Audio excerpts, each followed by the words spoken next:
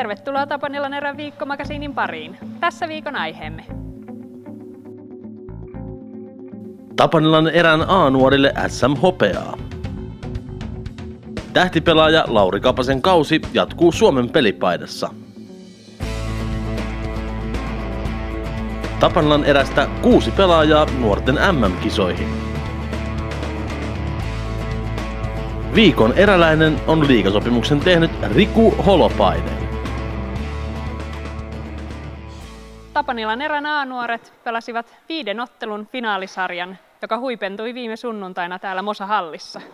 Viimeinen ottelu, se tarjosi draamaa. Tapanilan erän A-nuorten mitaliputki jatkui nuorten SM-sarjassa. Joukkue saavutti hopeaa, kun tamperelainen Classic kampesi lopulta 5 otteluun venyneen finaalisarjan voittoon. Erä voitti finaalisarjan 2 ensimmäistä kohtaamista, mutta sen jälkeen Classic sai pelin juonesta kiinni.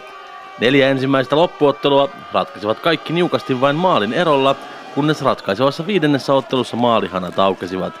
Classic pääsi juhlimaan Suomen mestaruutta vietyään päätöspelin Mosa-hallissa lukemin 8-1. Miska Mäkinen, A-nuorten SM-finaalit on nyt takana. 5 ottelua niitä pelattiin täällä Mosalla viimeinen. Siinä Classic sitten oli parempi ja mestaruus meni Tampereelle. Miten kertaat itse tuota finaalisarjaa? No todella sarja, että 5. peli. Saatiin 2 ryöstöä siihen alkuun, mutta sitten valitettavasti kääntyi Classicille 3-2. Ja vähän semmosia omia tyhmiä virheitä, että vastaan päästä niinku, vapareista tosi paljon maaleja. Ja semmosia tyhmiä pieniä virheitä, mihin sitten kääntyi. Ja vähän oli maalipaikoissa Classic terävämpi. Se oli se sarja alkuun, se oli maalin sarja, eli jokainen ottelu päättyi maalin erolla. Sitten viimeinen peli oli kuitenkin selkeästi. Mikä sen ratkaisi, että siinä niin kävi? No lähdettiin vähän siihen vika-erään silleen all-in taktiikalle, että kaikki tai mitään, ja sitten vähän repes siinä. Ja sitten just, että no maalipaikka oli mun mielestä ihan saman verran, mutta just se viimeistely oli Classicilla parempaa ja sen vuoksi niin vähän repes siinä loppuun. No hopea kuitenkin erän A-junioreiden mitalisarja sen kun jatkuu. Miten summaat kokonaisuutena A-nuorten kauden? No runkosarjan voitto, että tosi hyvä syksy ja runkosarja muutenkin. Ja, no playoffeissa aluksi tuli vähän vaikeet, että KVL, että oltiin niin kuin 2-1 häviöllä sitäkin sarjaa. Ja siinä oli jo veitsi kurkulla puoliväli edessä, mutta hyvin taisteltiin ja sitten välierät 3-0 happeesta jatkoon. Ja niin Classicille sitten toi 3-2 tappio finaaleissa, että no ihan ok kaus.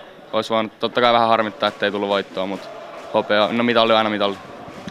Ja nyt tässä kohtaa sua voi onnitella, olet tehnyt Tapanilan erän miesten liigajoukkueen kanssa 2 vuoden sopimuksen. Mitä ajattelet liigadiilistä tässä kohtaa? No kyllä se lämmittää sydäntä, että aina on ollut tavoitteena pelata liigassa ja nyt sai tehtyä sopimukseen, että tosi hyvät fiilikset ensi kauteen. No kerro nyt niille salibändiliiga-faneille, jotka eivät Miska Mäkistä vielä tunne, että minkälainen pelimies sieltä löytyy?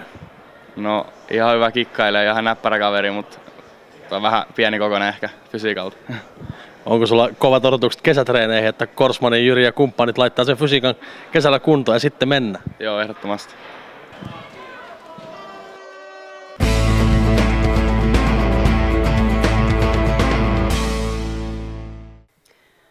Kauden päättymisen jälkeen liigapelaajat saavat viettää ansaittua huilitaukoa.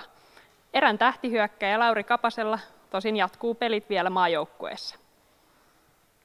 Tapanilan erän miesten liigajoukkueen tähtihyökkäjät Lauri Kapanen ja Tuomas Iiskola edustavat Suomea huhtikuun lopussa Ruotsissa pelattavassa EFT-turnauksessa.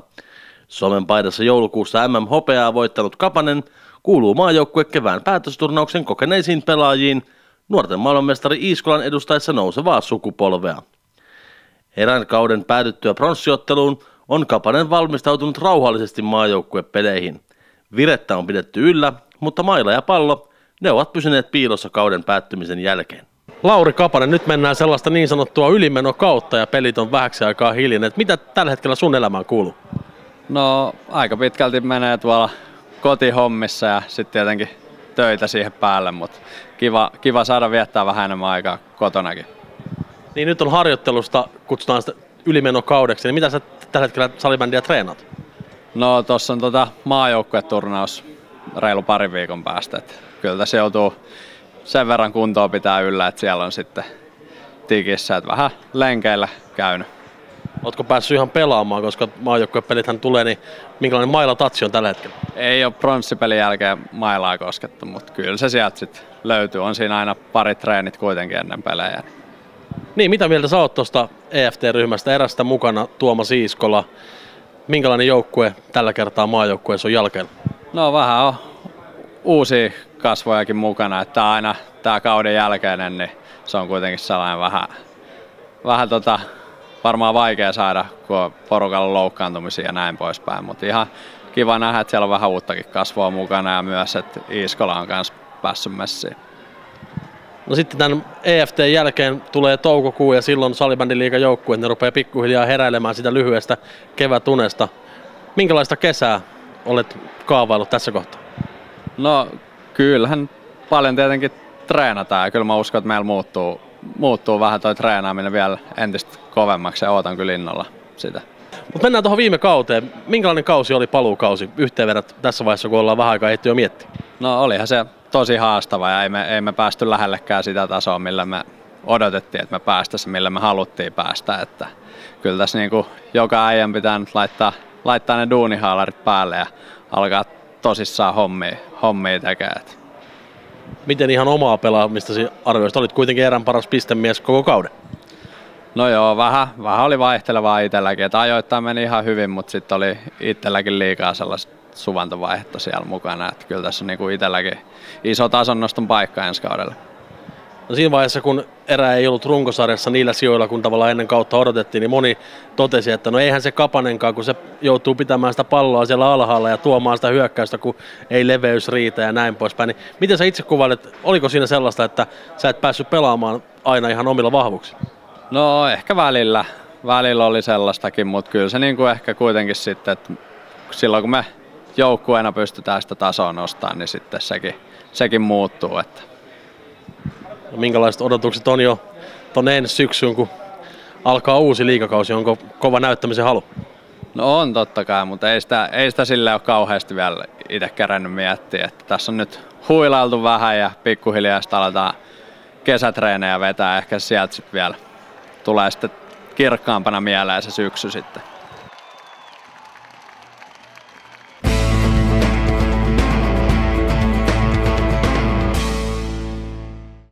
Viikon eräläinen on nuori hyökkääjä Riku Holopainen, joka murtautui tänä keväänä miesten liigajoukkueeseen. Riku muuten valmistautuu juuri kohta alkaviin nuorten MM-kisoihin. Riku Holopainen, nyt on aika lähellä se hetki, kun lähdetään nuorten MM-kisoihin. Minkälaiset odotukset sulla on nuorten kisoista? Totta kai suuret odotukset, että eiköhän se voittaminen ole yhteinen tavoite siellä. Minkälainen joukkue, nuorten maajoukkue tänä vuonna on? Ihan loistava porukka meillä on. Kyllä mä uskon tosi paljon siihen jengiin. Miten hyvin sä tunnet Suomen joukkueen muut pelaajat? No on tässä aika monta tapahtumaa ja ollut takana ja itse ollut suurin piirtein jokaisessa, niin kyllähän siellä on oppinut tuntee porukkaa hyvin. No hei, mennään sun tähän kauteen ja oikeastaan siihen syyhyn, minkä takia sä tuolla nuorten joukkueessakin oot mukana. Eli aika vakuuttava nousu miesten liigajoukkueeseen tänä keväänä Classic-sarjassa. Huikeita otteita, sellaisia niin kuin voisi kuvailla aika itseluottamusta pursuaviksi. Minkälainen sun mielestä toi kausi oli tänä vuonna? No todellakin tuli aika yllättäen se, että sitten yhtäkkiä lähdettiin pelaamaan liigan playereita. Ja siinä tuli käyty Divarissa vähän pelaamassa ja Aassa tuli pelattua ja sitten vielä B:n kakkosjengissä SM-karsintaa. Niin kyllä se vaihteli aika paljon, mutta ihan kiva kausi sinään. Miten noi miesten pelit eroaa näistä muista peleistä? Mitä juttuja sä huomasit heti, että nyt on jotain eri tavalla kuin aiemmin? Kyllä nyt perus 1-1, niin kyllä se paljon kovempaa suoritusta vaatii siellä liigatasolla varsinkin. No kerro vähän siitä, siis ei voi kuin ihailla sitä, jos katsotaan vaikka Nuutisen Eeroa, joka tuli samalla tavalla sisään vuotta aikaisemmin. Pelasi heti kuin mies ja ei niinku yhtään pyytele anteeksi, sä teet sitä samaa nyt. Onko tämä joku erän yhteinen juttu, että nuoret jätkät, kun tulee liigapeleihin, niin rohkeutta riittää? No, kyllä mä uskon, että meillä on paljon semmoista porukkaa, jotka pystyy siihen varmasti ja tulee jatkossa lisää sellaisia. Kuvaile vähän niitä fiiliksiä kaukalossa. Mietitkö sä yhtään, kun sä olit pelaamassa Klassikkia vastaan puoliväliä, että ketä siellä vastassa on, että toihan on maajoukkueen jätkä ja toi on pelannut 20 kautta liigassa. Mietitkö sä sellaisia vai huomaako ollenkaan, että kenen kanssa pelaa? No ei, kyllä siinä pitää siihen omaan tekemiseen keskittyä. Et ei siinä vastustaja oikein arvostaa liigaa. Mitä tarkoittaa se, että keskitytään omaan tekemiseen? Minkälaisia juttuja? Mut pelataan omalle joukkoille aina ja ei mietitä turhiin. No, nyt on kesä- tai ylimenokausi ja sulla nuorten kisat. Millä mielin sä lähdet tekemään hommia kesällä kohti seuraavaa liigakautta? Kyllä hyvillä mieli ja saa nähdä mitä kesä tuo tullessa. Et ei vielä tiedetä, mutta uskon, että tulee hyvä kesä ja hyvä kausi. No nyt peilaten tähän kauteen, joka oli sulta siis se läpimurtokausi, niin toki se jäi niin kuin se läpimurto alkoi, mutta nyt olisi vielä niin kuin aikaa tehdä semmoinen huikea nousu koko ensi kaudeksi, niin mitä juttuja sä meinaat kesällä tehdä, että sä oot entistä vahvempi liigassa ensi syksyn? Kaikki treenithän tehdään tietenkin kunnolla ja sitä kautta treenataan porukan kanssa ja sitten katsotaan mihin se riittää. Uskon, että riittää tosi pitkälle ensi kaudella. No kerro tähän loppuun vielä niille salibändiliigan faneille, jotka ei vielä Riku Holopaista tunne, että minkälainen mies on kaukalossa? Hyvä jätkä ja tulee pelaa kovaa ja tehdään maaleja ensi kaudella.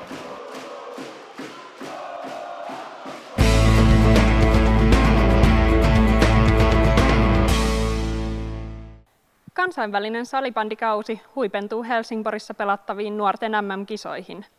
Joukkueessa on mukana useita Tapanilan erän pelaajia. Huhti-toukokuun vaihteessa pelattavissa salibändin nuorten MM-kisoissa nähdään 6 Tapanilan erän pelaajaa. Suomen valmennusjohto valitsi mestaruustaistoon puolustaja Teemu Metsälän sekä hyökkääjät Eero Nuutisen, Miska Mäkisen, Henri Luoman, Joonatan Surakan ja Riku Holopaisen. MM-projektissa alusta asti mukana ollut Tuure Ailio olisi terveenä ollessaan ollut varma valinta kisaryhmään, mutta tällä kertaa loukkaantuminen esti erän liigajoukkueen sentterin kisamatkan. Suomen nuorilla Ruotsin Helsingborissa pelattavassa turnauksessa on vain yksi tavoite, maailman mestaruus. No aika odottavaisin mielin, että siellä on sitten paikka näyttää, että mistä on miehet keksitty. Minkälainen joukkue Suomella on lähdössä kisoihin? Tosi taitava jengi ja tosi fyysinen ja joukkuehenki on tosi hyvä ollut noissa maajoukkuetapahtumissa, että kyllä voi odottaa kovia meiltä.